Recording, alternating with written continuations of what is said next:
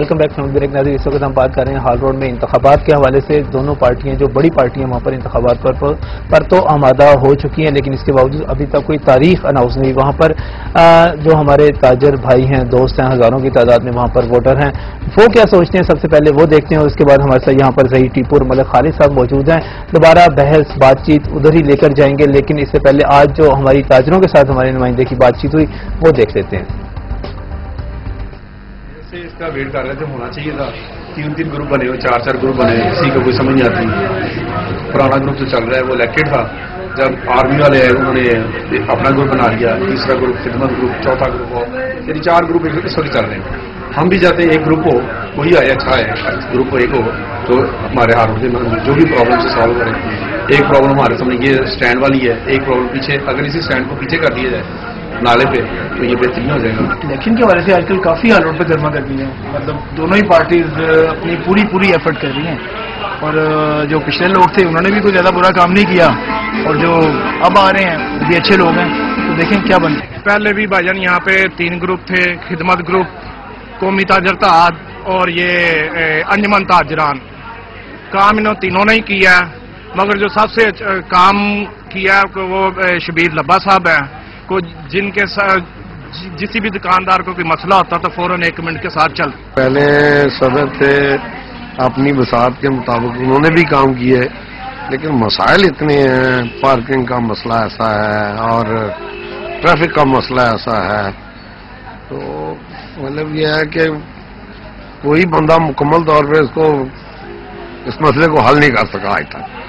تو ابھی نئی قیادت آ رہی ہے, اللہ سے دعا ہے کہ اچھے لوگ آ جائیں تو مارکیٹ کی حالت اور پہلے سے بہتر ہو جائے. جی ناظرین, یہ وہ بات چیت تھی جو کہ آج مختلف وہاں کے تاجروں نے کی کیمرے پر, اور انہوں نے کہا ڈمی مافیا کی بات کی, انہوں نے سٹینڈ مافیا کی بات کی, انہوں نے علاقہ غیر کی بات کی. یہی باتیں اس سے پہلے بھی ہو رہی تھی. اور ملک خالد صاحب آپ نے ایک الزام عائد کیا تھا کہ آپ کے جنرل سیکرٹری ہیں جو سٹینڈ مافیا کے پیچھے ہیں, 40,000 روپے مہینہ وہاں سے لیتے ہیں, لہٰذا اگر ان پہ الزام لگایا جا رہا ہے تو الزام تو آپ کی طرف بھی آ گیا. جی بڑی مہربانی, ان کا میں ایک بات کرنا چاہوں گا, میں ان کا مشکور ہوں. کوئی اور الزام لگانا چاہ رہا ہوں, ایک اور لگانا چاہ رہا ہوں. ایک اور الزام لگانا چاہ رہا ہوں. موبائل فیلڈ میں جو ہمارے دوسرے دکاندار ہیں ان میں سے میں آپ کو پھر بتاتا ہوں کہ اللہ کا شکر ہے کہ ہال روڈ پہ یونس موبائل ان کا ایک کینڈیڈیٹ ہے جو موبائل فون سے کہاں ریلیٹڈ ہے. اس کا اللہ تعالیٰ نے اتنی عزت دی ہے یونس موبائل کو کہ جو دوسرے بات پہ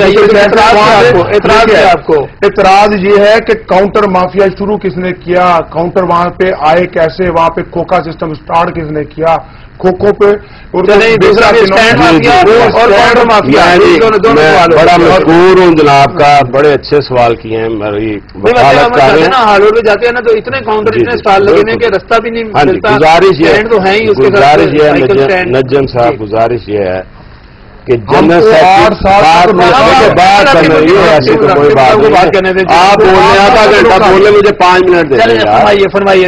گزارش یہ ہے کہ جنہوں نے بات کی ہے 40,000, ہمارا جنرل سیکرٹری نہیں ہے, وہ قومی تاجر اتحاد کے دوست تھے جنہوں کے ساتھ انہوں نے اتحاد کی پوری کوشش کی ہے, لیکن انہوں نے ہماری طرف رجوع کیا ہے کہ وہ بھی چاہتے ہیں کہ یہ سٹینڈ قومی تاجر اتحاد جو ہے اب آپ کے ساتھ ہے, وہ جو جو ہمارا جنرل سیکرٹری ہے وہ آدمی ہے. یہ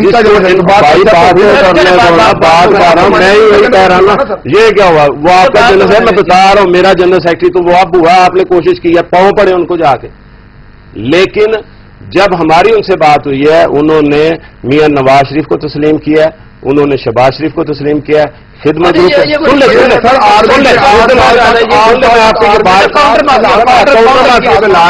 پہلے ان کا جواب دے دوں. 40,000 انہیں امین مجد انہوں نے کون سے نواز شریف کو اٹھایا ہوا, 8 سال تک یہ پٹھو ہیں.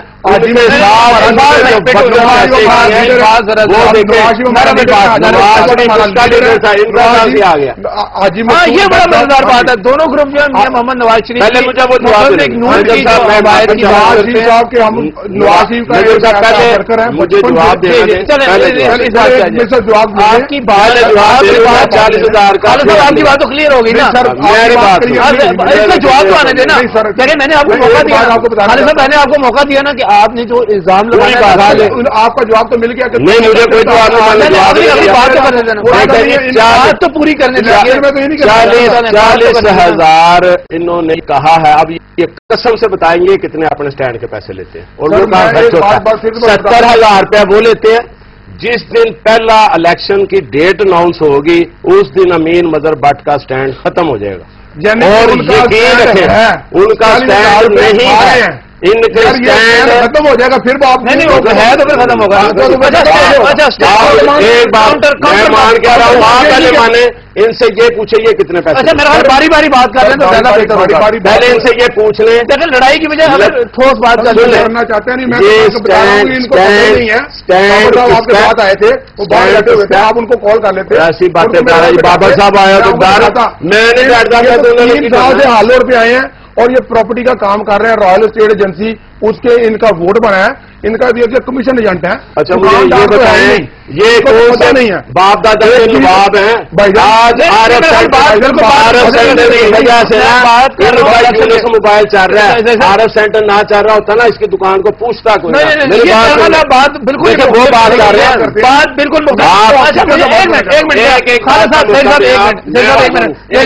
मौका दे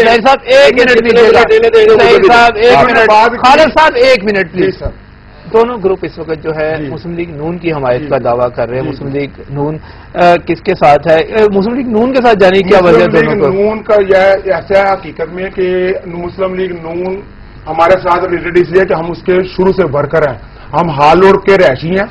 हालोर उनका वो इलाका है 95 जो उन्होंने यहाँ से सियासत को स्टार्ट किया था। हम उस वक्त से साथ हैं। मैं तो ये भी दावा करता हूँ अल्लाह की मेहरबानी से उनके मामू का साथ में है कि हम तो मियाँ शहबाज मोहम्मद नवाज शरीफ के मामू जो है वो इस वक्त के साथ हैं। मामू के बेटे ने वो हमारे सरपरस्त आला है और वो मीर साहब हमारे लिए रिस्पेक्टेड है, हमारे बड़े हैं, हमारे बड़े भाई हैं।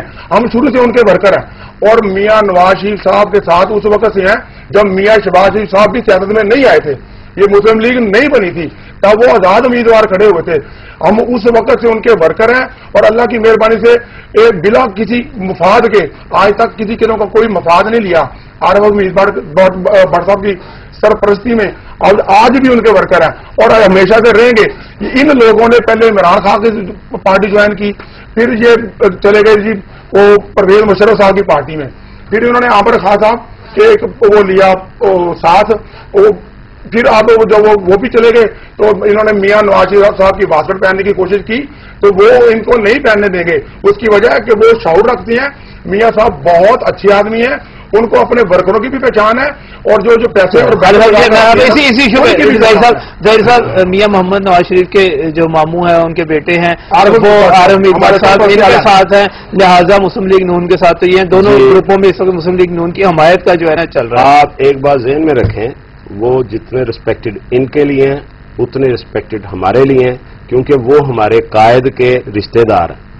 ये सियासी मुनाफकत है कि इज्जतदार लोगों को अपने मफाद के लिए इस्तेमाल किया जाए। वो हमारे जो हैं हालोर पे यार ये क्या बात है? बात आने इनको बुला रहे हैं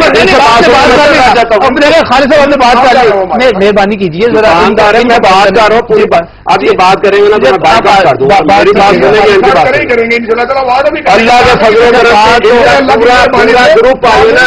आप ये ज़हन में रखें मैं आपका मेहमान हूँ जी, मैं बात कर रहा हूँ।